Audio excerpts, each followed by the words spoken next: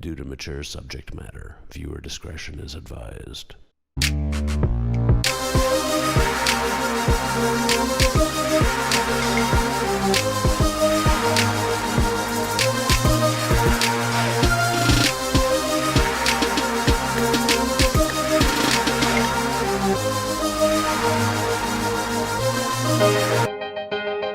Hey, what's up, wild animals, and welcome to our YouTube channel. I'm Ben. And I'm Jarrett, and you're watching the Ben and Jarrett Show. So, if you watched our first video, you kind of know how we're going to break the videos down. So we're going to pretty much keep with that same format, but we are taking out world news. Just simply because it is a very high energy political time, and also we want our content to be a little bit more comical. So sit back, relax, and get ready to sip your tea. That's a little bit better this time. Got sugar in it. Yeah. So first things first. What's first? Celeb gossip. Okay, celeb gossip. Let's talk about that. So, Harry and Meghan leaving the royal family. Leaving the royal You see that? I did. I saw it. So, what do you think about it? It seems like they're almost in a way being shunned because of their decision. Yeah. Like I saw they took their statues out of the Yes. Yeah, which I thought was like crazy. I Super shady. Yeah, I'm like, is the queen really that petty? Apparently the queen. Do you think she had something to do with that? I really do believe she does, because at the end of the day, she's kind of like in charge and in power over everything that kind of goes on with that monarchy. Yeah. So I feel like she probably was the one who had the last say so. And that just makes me wonder, like, why did they have to go in the first place? I don't understand, like, it just seems petty to me how, you know, they announced, you know, we're stepping back from our royal duties, and then suddenly the figures are gone. So it's like, to me, it's like, oh, you said you weren't in the royal family, so you're not going to have your, you know, figures in the museum. Oh, for sure, yeah, it's definitely. They never liked Meghan because she is biracial, so. I think, you know, and let's say before we go into that, because I know some people like to think that people particularly make things about race just so that they can bring that into the conversation. But let's be honest here, she's the first black princess, the first black person ever to be in their family, and they didn't like Princess Diana. Nope. And she was a commoner, right? And she was just a normal, everyday white woman. So just imagine, here comes this black woman who already is not of our country. She's not our type of person that we're used to, and she's being inducted into our family. We're not going to have her coming in here running the show. And the fact that now she and her, you know, husband, you know, Prince Harry. I always get him and his brother mixed up. He's the decent looking one, the brother's the ugly one. He's not ugly, he's just going bald a little bit. He's ugly. He ain't ugly. But, so yeah, you know, I think that it's really important that we do bring that up and explain that we believe that's part of why they're treating them so badly, in my opinion. And the press in, you know, the UK has just absolutely just eviscerated her and always talks bad about her. I understand why she wouldn't want to be a part of that. I'm really happy that Harry is backing her and is like, you know what, this is my family, we now have a child, this is my wife, and I'm not going to let y'all basically run my life and tell me who I can and can't marry and what we can and can't do. So I'm proud of them. I think it'll be best for them. And they said they were going to work with more on their charities. So I'm happy for them. Get out of that. That's a mess. Period. Move to America. We'll take you. I think they're staying in Canada. They're splitting their time between the UK and Canada. The UK and Canada. Oh, Canada, really? I didn't know they were in Canada. I think they may have spent the holidays in Canada. I'm not sure. You can let us know if you know. But I said, when you come to America, that place is falling apart, child.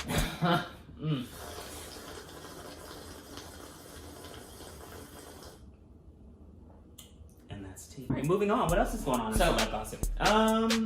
Well, Justin Bieber said he was battling Lyme disease. He announced that on Instagram and also said basically, I think something along the lines of, everybody's basically coming for me because I look a certain way, and it's because I've been battling Lyme disease and it's been really hard.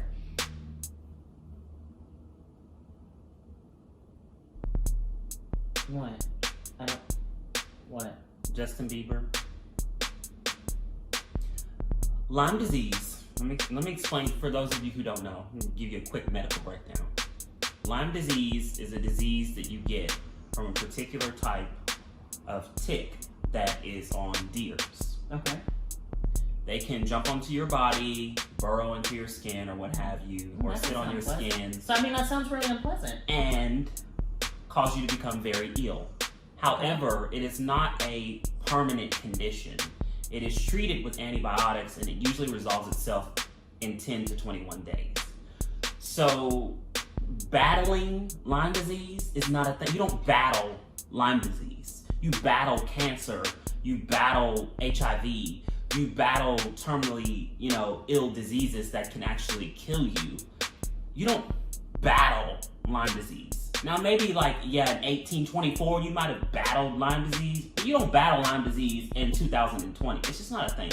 Let's be honest. I think ever since Justin Bieber has started fooling around with that Haley Baldwin girl, and they got married, and they had their whole ordeal, I think that she got him under some kind of spell. She done something. I don't know. I feel like even before they got married, he was I'm trying to think of when he really just started. I don't know, because Haley Baldwin has Justin Bieber under some old nasty African voodoo magic. She got some African lady in her kitchen, wrist flicking like a stir fry. Why do you think that? And she putting them old nasty Creole seasonings and spices into his lemonade and into his water and into his food. And he's eating that. And she got Tituba in the back conjuring the shit up out of his ass. Why? What makes you think?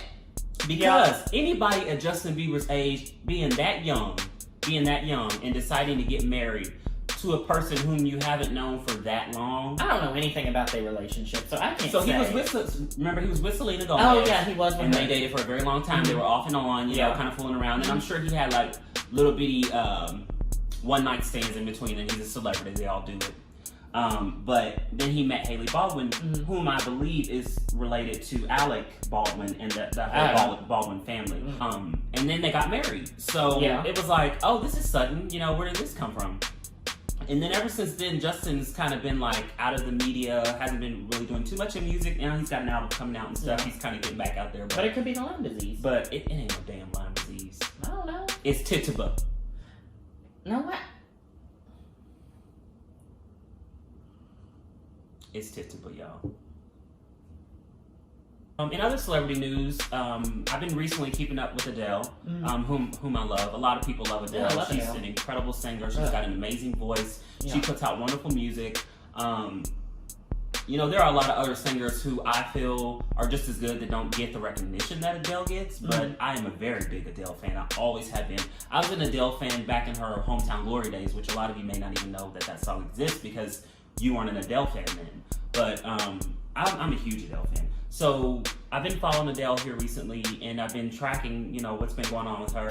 And over time, she's gradually started to lose weight. Now, she hasn't really come out 100% to say in the media, because as we all know, she doesn't really do interviews and stuff like that. She's a very private celebrity. She hasn't really come out to say, this is why I lost the weight, this was my decision to do it, this is what drove me to do it, or what have you. But if you all remember, she did recently divorce her Simon. Simon. So, I feel as though part of their breakdown in communication that may have caused their marriage to fall apart might have had to do with how he viewed her or how he saw her. Now, that is not me saying that she's unattractive or was unattractive because she had a little bit of weight on her. That's not what I'm saying. What I'm saying is that could have contributed to maybe him stepping out or doing something or what have you. And so maybe this was her way of biting back at him, look at me now. You thought, you were gonna leave me. You try to tell me I shouldn't feel good about myself because of how I look. Look at me now. You're gonna miss what you didn't have. What you don't have now. So I feel that might have had a little bit to do with it, but I also just feel like Adele did it because she wanted to. It wasn't something where I'm doing this to let people view me and see me and make me feel like I look better now. It's just because I wanted to do it for me. So I think that, in my opinion, I think she did it because she just wanted to. I think she looks great.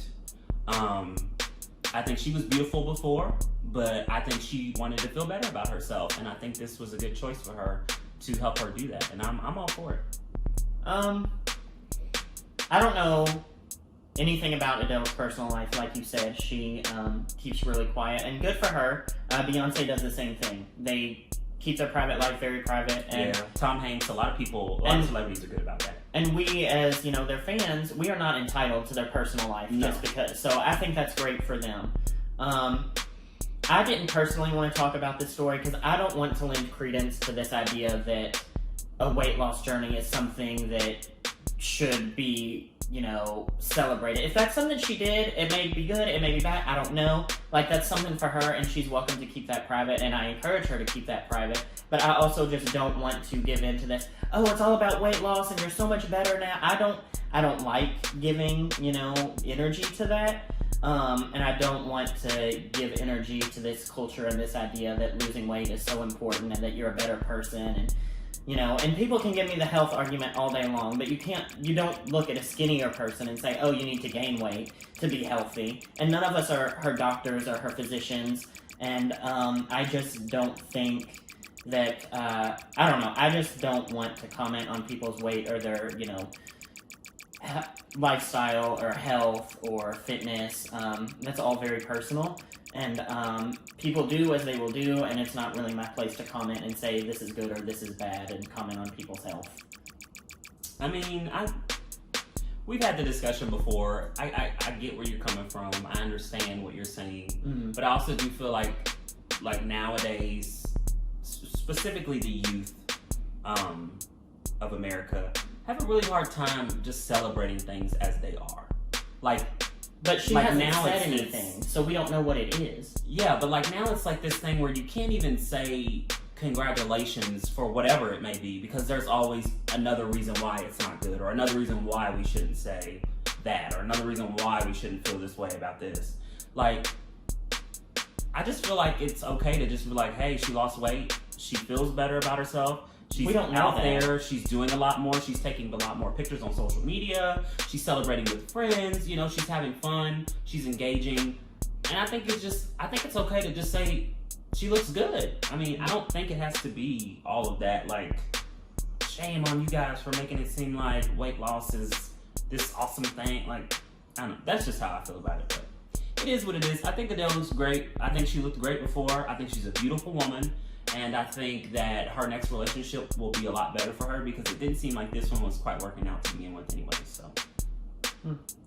I don't know. Plus we'll get some bomb-ass music on this new album. So I look forward to Adele's new music dropping, because I know it's going to be good.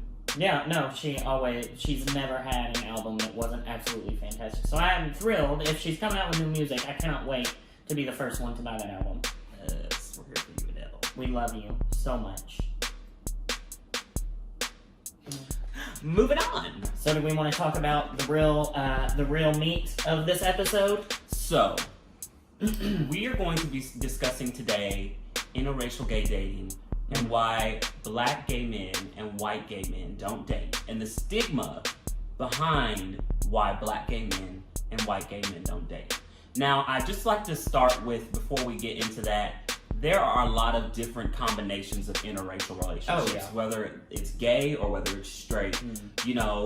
A black person with a white person with a Latino, a black with a Latino, a white with an Asian, a black with an Asian. I mean, the list goes on. A black with an Indian, a white with an Indian, whatever. There's any combination. Yeah, the list goes on. An Indian with an Asian, whatever. I'm here for all of it. But specifically because I am black and he is white, and we have seen this, and we have experienced it, whether it be via other gay people or other straight people. Yeah. We thought it important to talk about it. And we commented that on the last video. We did. So this is that conversation that we were telling you about. Yeah. So I feel that it's important that we kind of start with the breakdown of why this is even a thing. So a lot of people don't know that in the gay black community, in the gay white community, interracial dating is not a big thing. It happens, we see it, it is there every once in a while, but it's not a really big thing. And the reason being is because there is a stigma behind gay men of color dating gay white men. Part of that stigma is stigma number one, that black men are more of a sexual tool in the gay community than they are a relationship. Yes. So let's talk about it. White gay men, we have to start holding each other accountable. it's vile because we can, be hanging out or like be somewhere and be like, oh, that black guy's so hot, and like you said about a sexual tool. Yes, it's a fetish. Yes, the fetish and the stereotype of like, oh, I want, what he has to offer in the bedroom, and we all know what that means. Big black meat. And like, first of all, that's a stereotype, and like, it's not true of everyone. But it is true of most. But, I just hate this. You'll date, but you won't have a relationship. That's not to take agency away from black men and say that black men don't have a choice, because they do. Well, and I think a lot of it too, for me personally, what I've seen, what's been my experience, because I don't actively seek out white men. Yeah. Like, I wasn't actively seeking out a white man when I had been. When I was kind of getting out there trying to meet someone, kind of talking to people, it was just whoever, whoever I found attractive, whoever engaged me mentally, whoever stimulated me in that way to make me be like, I would really like to get to know this person. Yeah. And at one point there was an Asian person that was kind of, very cool to me, who I was wanting to get to know. I mean, there was Ben, there was other black men. What we're talking about is the fact that people are like, oh yeah, I'm willing to hook up with him, but I don't want to take him home to mom. Yeah. It's a very quiet, hidden thing in our community that people don't talk about, but it's a very serious thing, and I think that, it's important that we highlight it. Number 2 of why gay black men and gay white men don't date is media portrayal.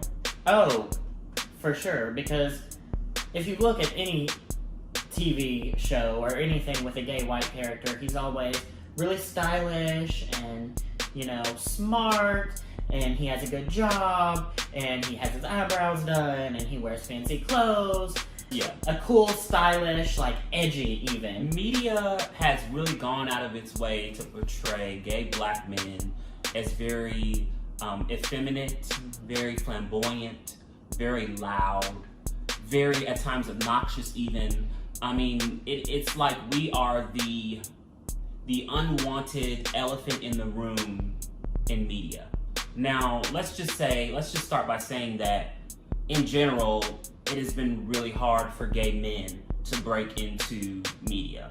A lot of people don't want to see gay people in media because they feel that their religious beliefs should hinder everyone else from being able to experience what it is like for a gay couple or whatever. And I think that was part of the problem initially, but now that we are really breaking into media and television, I think it's important that we start showing and telling the stories of gay black men the way they should be shown and told. Yeah. One show in particular that I really would love to highlight for that is Pose. Pose is a show, if you haven't watched it, it's a show about a group of transgender women in the 80s during the height of the rise of AIDS and HIV. It has gay black male characters in it, and they do a really good job of showing what life is like for those young men of color. I think that the more we have television that shows that for gay men of color, the better we will be, and the less it will have that stigma behind it for, having gay black men appear to be the unwanted gay character or the best friend, loud, flamboyant gay character. Yeah. Because there are a lot of gay black men out there like me who aren't loud, who aren't flamboyant, who aren't super effeminate, who are just who they are. Yeah. And our stories don't always get told because for TV we're not entertaining enough. Mm-hmm. So I think that it's important that we start to work on breaking that stigma. So reason number 3 is people state that it's preference. Preference is, I don't like dating people with a lot of hair because they leave in the shower. Preference is, I don't like dating people who are very loud because I'm very quiet and that's too much energy for me to deal with. Preference is, I don't like dating people who are vegetarians because I'm not a vegetarian and I want to be able to share wonderful meat meals with my partner. That is preference. Preference is not, I don't date XYZ because they are XYZ. Blank, blank, blank. For instance, I don't date black men because they are black men, and I don't like black men because black men have a low credit score. Black men are not intellectuals. Black men do not possess the ability to have a stable gay relationship. That is not the same as preference. Yeah, preference is, I prefer somebody to have facial hair, and I do miss your beard dearly. Hell, I miss my damn beard. That's preference. Preference is not eliminating an entire group of people just because of the color of their skin. It's really unfortunate, especially in the gay community, because as gay people, as people that have a form of, and I hesitate to use the word oppression, because I know that all over the world, it doesn't matter the color of your skin. If you are gay, you are oppressed. But what I was saying is that anybody that is part of a group that experiences oppression to then be racist, it's just really unfortunate. And it really just doesn't make much sense to me. So, moving on. Of course, you know this is the part of our show where Ben gets his wonderful nickname. Here we go again. So last week in our video, Ben's nickname was Scrumdiddlyumptious. Scrumdiddlyumptious. This week, Ben's nickname is gonna be... I really don't know what he's gonna say before this, so this just is a surprise to me. You don't know what it is either, that's why it's taking so long. Stankcretia. Oh, hell no. You will not call me Stank. Stankcretia. This might be our final video together, so I hope you've enjoyed it, and I hope it was worth it. Moving on. Stankcretia. Now's the part of our show where we do our segment. So, what made you say this week? It's a little old, but I saw it again, and it was that white old lady, the granny, that had box braids and, like, bangs. I saw it on Twitter, and I saw that, and I was like, why? Why did they put box braids in this woman's head? Bless her heart. I like white granny with box braids. White granny, your hair wasn't made for that, and that's okay. Chill. She can wear braids. I'd rather you not be a cultural appropriator, white granny. Leave braids your hair are not cultural appropriation. Braids, yes, were invented and made by black people. However, actually Egyptians, if we really want to go back that far, which are technically black people. But that does not mean that braids cannot be used by other people. It is a protective style for black people, which is why it was invented. It is a way to help your hair grow. It is a way to keep your hair healthy. And it's a way to keep your hair in low maintenance. So you don't have to do it all the time or make a big to-do about putting your hair together and making it look decent. However, what I will say is that I think it's cute that she's like wanting to be cool. Like, cause I feel like that's probably why she did it. Well, yeah. I was like, ooh, this is gonna be cute. I'm gonna be cool. My grandkids is gonna laugh this. They gonna love this. Lord. You know, so that could have been why she did it. You know, who knows? Sis really thought she was doing something though. I saw that picture and I was just like, Grandma, I'm here for you, white granny. I'm here for you. I can't get behind that. I need her to chill. I need her to go ahead and do her little curls or whatever she needs to be doing her little. Don't nobody want no damn dry ass curls. So just do your little hairstyle and keep it moving, girl. Forget him, white granny. Do you? It's 2020. If you white granny and you want to shit on these bitches, shit on them, granny. But she wasn't shitting on nobody. Shit on them, granny. What made you say this week? So it made me say this week is that we have someone named Herman. Ooh. Who lives outside of our apartment. Herman is a hoe. A whole hoe. Herman be having people running in and up out of his living space. Always. And I just think that Herman needs to be stopped. He's a danger to society. Live your life, Herman. I ain't one to judge. So, I mean, that's what made me say Next video, we're going to get a little bit deeper into Herman the hoe. So stay tuned. Stay tuned for that. it gets juicy. Moving on. This week's weekly meme. Why do you do that? This week's weekly meme is brought to you by the Ben and Jarrett Show. That's us. If you watched our last video, you do know that we have a weekly meme every week. So last week's weekly meme was the devil. And I hope that it helped you to really bring in that extra punch that you needed in your week. However, this week's weekly meme is brought to you by my wonderful niece, Aubrey. So we went on a dinner date with my mom to a cantina restaurant, and it was my mom's first time trying this food. It was my first time taking Ben to this particular restaurant. I had tried this restaurant before, and I really liked it.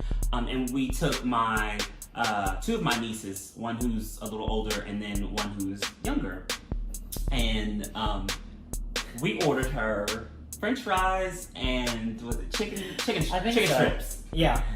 And we had been sitting there, been talking, blah, blah, blah, you know, whatever. And my mom happened to look over at her and she said, well, Aubrey, aren't you going to eat your chicken tenders and your French fries? Because she hadn't really touched the fries. She'd eaten a bit of the tenders, but not really very much of the fries. And Aubrey's response to that was, I don't want that. And she said it just like that, y'all. I was dead. We were cracking up. And ever since then, we have been using that as a meme in our relationship. Yeah. So thank you, Aubrey. Thank you. have created a meme in our relationship that will run the test of time. The test of time. And we love you for it.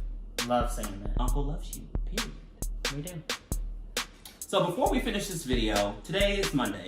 And on Mondays, we give you our recommendation station. So this week's recommendation station is the color purple. The Color Purple actually started out as a book. It's written by Alice Walker, and it tells the story of Celie, a young lady who is illiterate and who is raised by a man whom she believes to be her father, who actually turns out to not be her father. She is raped by him multiple times, bearing his children, and she just really suffers a life of abuse until he sells her to a man that she calls Mista, who then only repeats the same cycle that she is all too familiar with. It is a story of triumph where she really has to find her way into her womanhood, into becoming her own. And a lot of things happen along the way. It is a phenomenal story. It has been made into a movie by Steven Spielberg, who casts wonderful characters such as Whoopi Goldberg, Oprah, Danny Glover, Margaret Suge Avery, and you know, it is just a phenomenal story. It's a phenomenal book. If you haven't read the book and you've seen the movie, I highly suggest you read the book. It is very, very informative. And if you haven't seen the movie or read the book, I suggest you do both. And I definitely suggest that you watch the movie because it is just a riveting piece of artwork. Yeah. And yeah, so I think you love it. I love it. He loves it. Yeah. And it's part of our recommendation station. For sure. So if you stuck with us this long, thank you. We sure do appreciate you. We sure do. We sure do. We sure do appreciate you. We are really working hard to get you guys this content and post videos as frequently and as often as possible. We're going to have multiple changes along the way down the road, but we're going to be doing it for the better. Yeah. So as things change, keep with us, bear with us, watch us. I promise you we will do our best to give you the greatest content we can. So stay tuned. You won't see us again until Friday, but that takes a lot of work. we got to get out of here. Yeah. Don't forget to like, comment, and subscribe down below. Please do that for us. Thank you. We out this bitch. Bye.